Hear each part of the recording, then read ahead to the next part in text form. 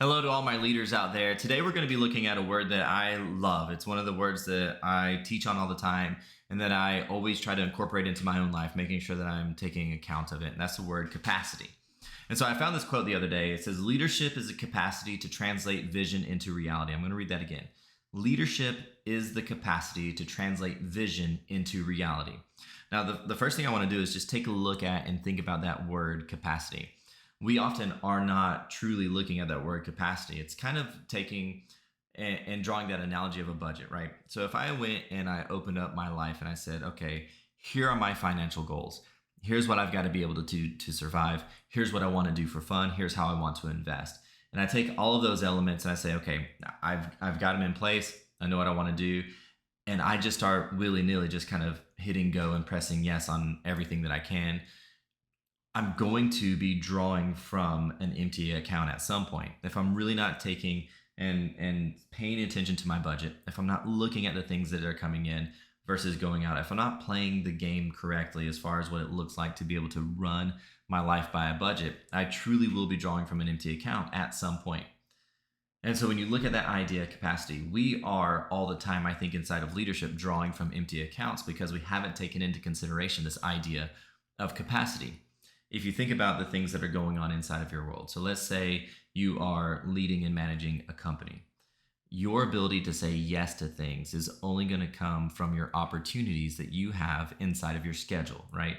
To be able to say yes to the things that I need to do is going to come from the capacity of my schedule. We all only have the same 24 hours, and hopefully you're finding ways to which you can fulfill yourself in other ways as well, right? Going to be able to have fun, to be able to be with family, to be able to do the things that help you grow. All of those things are going to come into play inside of this world of time. And if you don't have a budgeted time, if you don't have the capacity of time, it's really hard to invest in yourself, invest in your people, invest in your own growth. You look at the emotional side of things. I don't think this is something we measure at all, to be truthful. We always kind of default into a stress mode when it comes to the emotional side of things. And we let our stress or the adrenaline or those endorphins in our body carry us forward when it comes to the emotional side of things. And yet we really need to take into consideration, do I have the emotional capacity today as a leader to show up the ways that I need to? And if I don't, I need to be serious about that and be able to scale back and say, well, these are the things that I'm able to do today, instead of overstretching myself into the point where most leaders end up getting to is a frustrated space or an overly stressed space. Instead of it carrying us forward just to kind of numbingly move throughout our day, it turns into a blow up, especially if we have some of those narcissistic tendencies as leaders, which we can.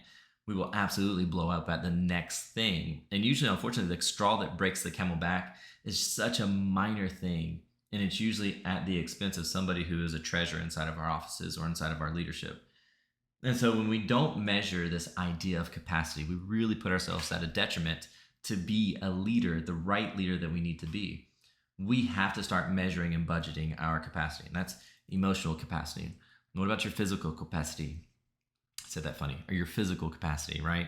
How are you sleeping? How are you waking up? How are you taking care of yourself? How are you physically taking care of yourself? How are you eating?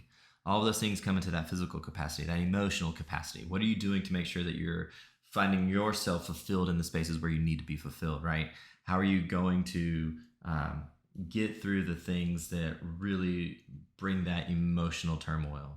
We all have them. It hits us all the time, every day, whether you're doing therapy, whether you meditate, whether you have a good friend that you can converse with, whatever those things are, whether spiritual side of things, you have to be able to look at that emotional measurement, that emotional capacity, and really be honest with yourself of whether or not I can show up in that space or not. And there's a lot of things that we look at, but that idea of capacity is actually a really big piece to the puzzle for us as leaders. And I want you to hear that and understand that and begin to measure it in a much more specific way.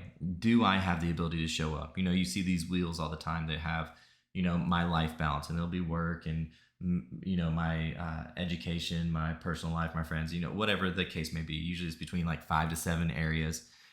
You should be looking at and measuring some version of that in your life and understanding where your capacity is.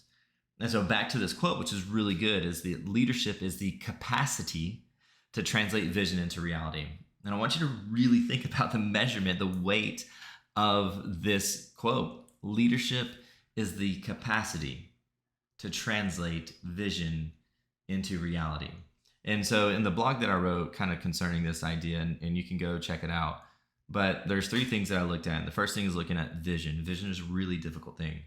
And so if I don't dig into and understand vision at a really high level, it is going to be something that hinders me from being able to, again, capacity, translate things for the people who are around me. And so I want you to really look at and understand that vision really is something that's a really important element. So many people talk about it just being this distant element. You know, how do I look at something that's going to inspire me and continue to keep me moving forward? I want you to think about vision in just a little bit of a different way, right? You can go read all the blogs and all the posts and all the books and all the stuff about vision. I want you to think about something, though, in the way that I think about and look at vision.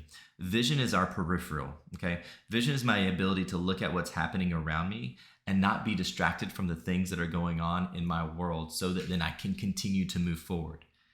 And so your ability to translate vision, if you think about it in that way, is for me to be able to go to my people who I'm leading, help them to see where we're going, right? They can see that distance, but also it's my ability, it's my translation, it's my capacity to go, and along the way, here are the things that are happening so that then we can stay on course towards that action.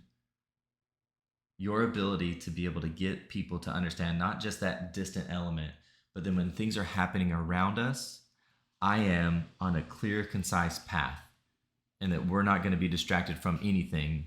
And I have the ability, because I'm paying attention, I've measured my time, I'm looking at my whole balance, and I know that I have, again, that capacity element to then translate what's happening around us so that then my vision isn't knocked off path. It's a really different way to look at things, and I want you to consider that vision has to have that peripheral. The capacity to help people understand that peripheral is really, really important. Okay, the number two thing is looking at is to define capacity. So you've got to be able to, which is kind of what I started with in the top of this podcast, is looking at that idea of capacity. Measure and understand and relate to capacity in your own world and what that looks like. Again, in that life balance circle, what are you doing to make sure that each element has the full version of you that it can take? Because you don't have to give 110% of yourself. I hate that idea. Give 110% to everything. It just doesn't work that way. Don't worry about the 110%, but give what you can to its full capacity to the things that are around you, right? So if I need to look at my life balance and take things down a notch, I need to counterbalance based off of what I have the ability to counterbalance, what I have the ability to fulfill inside of that capacity circle, okay? So define capacity for yourself. Don't let everybody else do it. Stop doing the comparison game, because that's a really difficult element, especially when we look at capacity, because we want to fill everything up so that then we have this validity, I guess, to an extent. But you really don't need validity from the people around you. You only need validity from that self. Do I know what I'm doing is on the right path, has that vision? Do I have peace within myself? Because that's a really good true sign of my capacity to then translate what's happening outside in the world inside of that vision space. And the last thing that I really want to look at is the idea of emotional intelligence. Now, this is something that's going to take like a whole nother blog, a whole nother podcast, a whole series of things. But emotional intelligence is one of the most important aspects of leadership. And it's one of the best skills that you could ever go and learn. And so we're going to talk about emotional intelligence here in the next couple of episodes.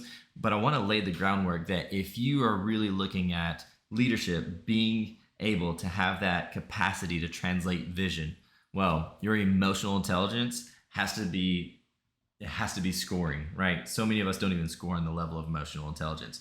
Your emotional intelligence has to be scoring above average for sure, so that then you can look at the world around you. Because when we talk about translation, this is the biggest thing. If I'm translating something to the masses of my leadership, emotional intelligence is going to help me make sure that that message lands. If I lack emotional intelligence, 9 times out of 10, my message will only land on a very few people who think and act just like me. But if I've built an organization in the proper way, I have so many different minds, so many different behaviors, so many different learning styles, that it would be foolish of me to not go in and speak and translate in a way that it lands for the masses. If I am not cued into emotional intelligence, I promise you, you are missing the mark on being able to get your message across and translate your vision to the people who you are leading. Have a great day. I hope this does something beautiful for your mind. that you can take it and put into practice.